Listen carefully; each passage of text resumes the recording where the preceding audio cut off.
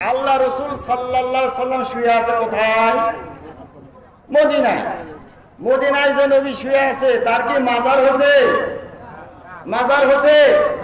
আপনারা কার উম্মত? মুহাম্মদ সাল্লাল্লাহু আলাইহি সাল্লামের উম্মত আমরা। আমাদের প্রফেট সাইয়েদনা মুহাম্মদ সাল্লাল্লাহু আলাইহি সাল্লামের কি মাজার আছে? তো নবীজির মাজার হলো না, সাধারণ মানুষ ওলিয়া উলিয়ার মাজার হলো। নবী বড় না কথিত ওলিয়া উলিয়া বড়? নবী যদি বড় হয় তার মাজার নাই কেন? অতএব মাজার ভালো না খারাপ? খারাপ। ভালো না খারাপ? নবীর উপরে বেয়াদবি করছে কিনা? তাহলে ফতোয়া আপনারাই দিচ্ছেন, বেয়াদবি করলে আপনারা বলবেন, আমি কিন্তু বলি না। এরপর আসেন মুসলমানদের কিবলা। মুসলমানদের কিবলা হলো দুইটা। কয়টা কিবলা? দুইটা।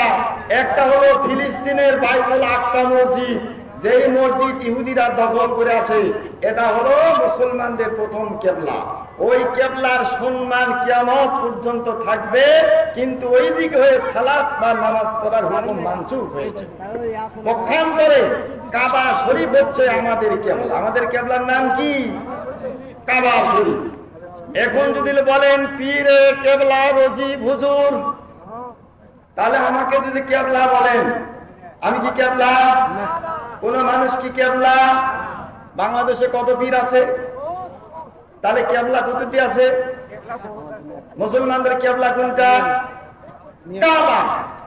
কাবা হলো মুসলমানদের কিবলা, যেই দিক হয়ে আপনারা নামাজ পড়েন সেটা। কিন্তু সেই দিকে কিবলা না বলে কোন মানুষকে যদি কিবলা নাম দেন, বলেন এরা কি কাফেরের চাইতে ভালো না এরা কাফেরের চাইতে খারাপ? হ্যাঁ, এই বড় ফতোয়া আপনাদের, কাফেরের চাইতে খারাপ। এদেরকে কি নবী সুপারিশ করবেন? করবেন? করবেন না। এরপর আসেন কবর। কবর যখন দেন আপনারা দোয়া পড়েন না? কি দোয়া? বিসমিল্লাহি ওয়া আলা মিল্লাতি রাসূলিল্লাহি পড়েন তো। এখানে কার মিল্লাতের উপরে দেন? রসুলের মিল্লাতের উপরে দেন। এটা তো বলেন না বিসমিল্লাহি ওয়া আলা মিল্লাতি কাবিল পীরিল্লাহি, বলেন না? হ্যাঁ, পীরের কথা বলেন এখানে? বলেন না। তো নবী আপনি মরে গেলেন, সারা জীবন আপনি পীর কেবলার ইবাদত করেছেন। ইবাদত করে মানুষ দুই প্রকার, এটা হচ্ছে আল্লাহর ইবাদত আর একটা হলো গায়রুল্লাহর ইবাদত। আল্লাহর ইবাদত বাদ দিয়ে যেটাই ইবাদত করবে এটাই গায়রুল্লাহর ইবাদত। গায়রুল্লাহর ইবাদত মানে শয়তানের ইবাদত, আর আল্লাহর ইবাদত তো আল্লাহর ইবাদত। মুসলিম ভাই ও বোনেরা, তাহলে মুসলমানদের কিবলা হলো কাবা শরীফ, কিন্তু আমরা বানাইছি পীর হচ্ছে কিবলা। এই জন্য তরিকতের ভাইগণ তারা পীরের বাড়ির দিক হয়ে মোনাজাত করেন, কারণ পীর কিবলা। পীরের বাড়ির দিক হয়ে তারা নামাজ পড়েন। আবার নামাজ, নামাজের আরবি হলো সলাত। সলাত মানে হচ্ছে আপনার সেতু, ব্রিজ, দোয়া, প্রার্থনা ইত্যাদি।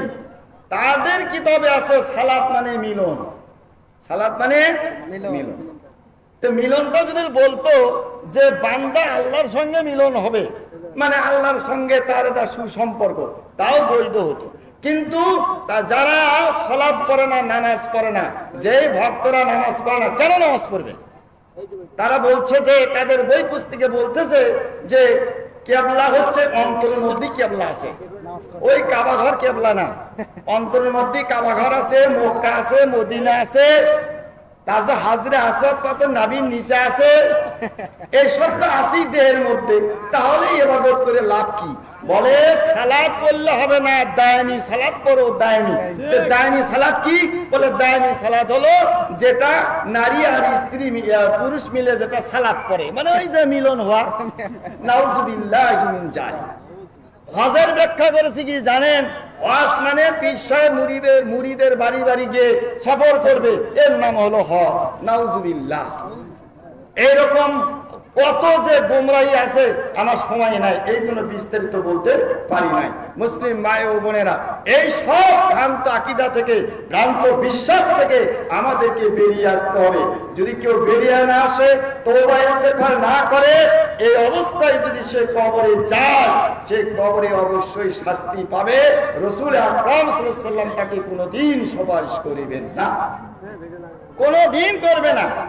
আমার এই সাবিউল মুজরিমিন নামক কিতাবের মধ্যে সব বিস্তারিত আলোচনা করেছি, একেবারে কম করবে। এছাড়া পীর মুরিদের গোপন কথা, পীর মুরিদ বাইগুলো তো এটা বলি শেষ করে দিই। পীর মুরিদের গোপন কথা, এটা আমার অভিজ্ঞতা থেকে লেখা। পীরদের মূল কথা, সাহাবীগণ কেন নিজেদেরকে পীর বলে দাবি করলেন না? তাবেঈগণ জামানায় পীর মুরিদ ছিল কি? পীর মুরিদের অনুপ্রবেশ, পীরের পরিচয়, পীরদের আজব দাবি, পীরদের ভ্রান্ত ও গোমরাহী দাবি সহ। যেমন পীরগণ বান্দা ও আল্লাহর মাঝে ওসিলা, ওরা কেন আমরা ওসিলা। 1 2 নম্বর দাবি, পীরগণ নাকি মুরিদের গুনাহ নাশ করতে পারে, নাউজুবিল্লাহ। 3 নম্বর দাবি, পীর সাহেব নাকি তার মুরিদকে জান্নাতে পৌঁছে দেবে, আস্তাগফিরুল্লাহ। 4 নম্বর দাবি, পীর নাকি ভক্তের মঙ্গল অমঙ্গল বিপদ আপদ থেকে রক্ষা করে, নাউজুবিল্লাহ। পীর নাকি আল্লাহকে ডাকে, পীরের দাবি যেই রাসূল সেই আল্লাহ, নাউজুবিল্লাহ। এরকম বহু ভ্রান্ত কথা তাদের মধ্যে আছে। আল্লাহ সুবহানাহু ওয়া তাআলা আমাদের সকলকে এই সব ভ্রান্ত আকীদা থেকে মুক্ত থেকে একনিষ্ঠভাবে মুখলিসিন আলাহুদ্দিন, খাস ভাবে দিনের সেই মুখলেস বান্দা হয়ে, বান্দি হয়ে আমরা যেন কবরের জমিনে যাইতে পারি। সকলে বলুন আমিন। আমিন। সাবধান, কবর খুব ভয়াবহ জায়গা। সেখানে কে কি করে এটা দেখার বিষয় নয়, সব আমল করেছে কিনা এটা হলো বিবেচ্য বিষয়।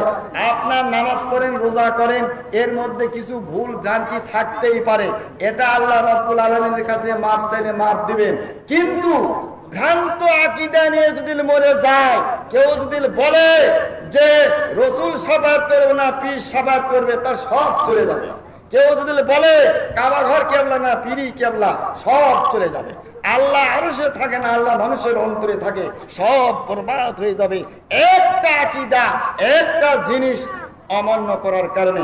মুসলিম ভাই ও বোনেরা, দুধের মধ্যে পানি দেওয়া গুনাহের কাজ, কিন্তু গুনাহের কাজ হওয়া সত্ত্বেও দুধের মধ্যে পানি দিলে ওই দুধ পান করা যাবে, ওই দুধ খাওয়া যাবে, ওই দুধ বিক্রিও করা যাবে। কিন্তু যেই দুধের মধ্যে যেই ব্যক্তি গরুর সোনা নাদা দিবে, এর দুধ সব নষ্ট, কেউ টাকা দেও কিনে নিবে না। নিবে কি এরকম দুধ কিনে নিবে? এই যে আমি যেগুলো বললাম, এরা হচ্ছে দুধের মধ্যে গোবর সোনা ইত্যাদি যা দিলে যাই হয়, ওই রকম ঈমান নিয়ে যদি কবরে যায়,